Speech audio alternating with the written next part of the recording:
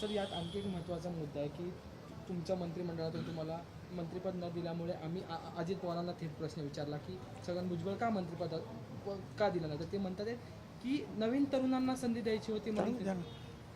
चांगली गोष्ट आहे ना. तरुणपणाचं जे आहे हे व्याख्या ठरवायला पाहिजे ना. किती वर्ष तरुण म्हणायचं, 67-68 वर्ष पण तरुण म्हणायचं का नाही म्हणायचं, काहीतरी त्याला मर्यादा टाका ना. आणि अगोदरच सांगा ना. आणि मग सांगायचं उगाच राहू नका.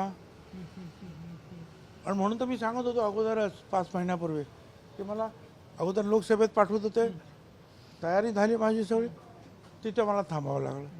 2 राज्यसभेच्या निवडणुका आल्या, ते आले, तिथं म्हणून मला जाऊ द्या आता, मी इथे 40 वर्ष आहे, माझा उपयोग होईल.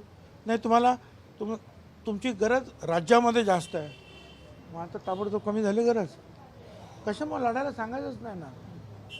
आज जो माझ्या मतदारसंघामध्ये एक वेगळं वातावरण निर्माण झालं गावागावात, ते झालं नसतं ना. मग सगळं शांततेनं चाललं असतं. आणि आता सगळं झाल्यानंतर मला तुम्ही सांगता की ताबडतोब राज्यसभेवर जा. राज्यसभेवर जा याचा अर्थ मी विधानसभेत राजीनामा द्या. कसं का मी राजीनामा देऊ? आणि मग हे सांगायचं होतं तरुणांना संधी तर द्या ना. तरुणांना संधीसुद्धा देताना काही थोडे ठेवायचे असतात सिनियर, काही नवीन घ्यायचे असतात.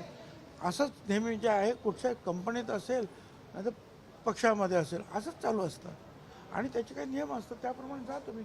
पण मग उभंच करायचं नाही राहायचं. तुम्ही झालं आता आम्हाला तरुणाला संधी द्यायची, द्या तिकडे तरुणाला संधी. मला कशाला उभं केलं?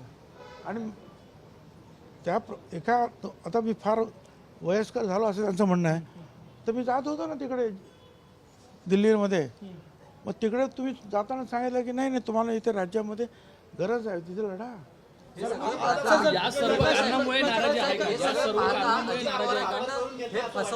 तुमची वापर कारण की थेट लोकसभेला तुम्ही एवढं मराठा आंदोलनाच्या विरोधात भूमिका थेट घेतली होती. आता प्रकाश अण्णा शेंडगे पण म्हटलं की शेर कधी बुरा नाही होता, त्यामुळे त्याही वेळा लढा दिला आणि आताही लढा चालू आहे. तुमचा वापर करून घेतला जातोय का? पण हे बघा, माझा वापर करून घेतला जातो की मला माहिती नाही का. पण मी जे आहे OBCसाठी लढणारा आहे. त्याच्यासाठी मी आज 35 वर्ष लढतो आहे.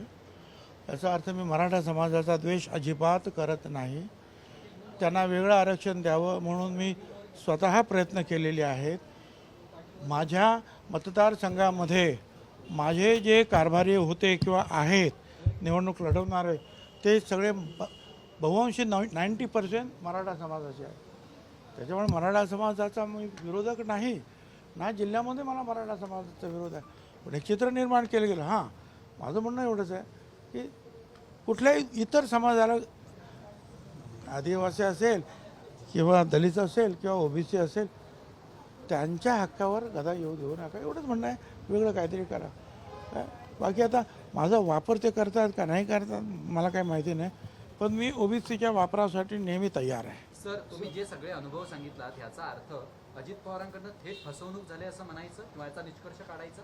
मला माहीत नाही. तो निष्कर्ष तुम्हाला काय काढायचा तो काढा. सर हिंदीने भुजबळ यांना पंतप्रधान करावं असं माणिकराव कोकाटे असं म्हणतात. काय त्यांच्या शुभेच्छेबद्दल मी फार आभारी आहे. त्यांच्या बॅनरवर आज जे माणिकराव कोकाटेंचे बॅनर सुद्धा पाहिलं, त्याच्यावर तुमचा फोटो सुद्धा त्यांनी. तो काय ना, माझा फोटो आहे की ना हा महत्त्वाचा मुद्दा नाही. माझ्या कामामुळे मी लाखो गोरगरिबांच्या हृदयामध्ये आहे, ते पुरेसं आहे मला. सर हिंदी देश विदेशातील प्रत्येक घडामोडींचे लाईव्ह अपडेट मिळवण्यासाठी आता साम टीव्हीच्या सर्व सोशल मीडिया प्लॅटफॉर्मला लाईक, फॉलो आणि सबस्क्राईब करा. तसंच सर्व नोटिफिकेशनसाठी बेल आयकॉन प्रेस करायला विसरू नका.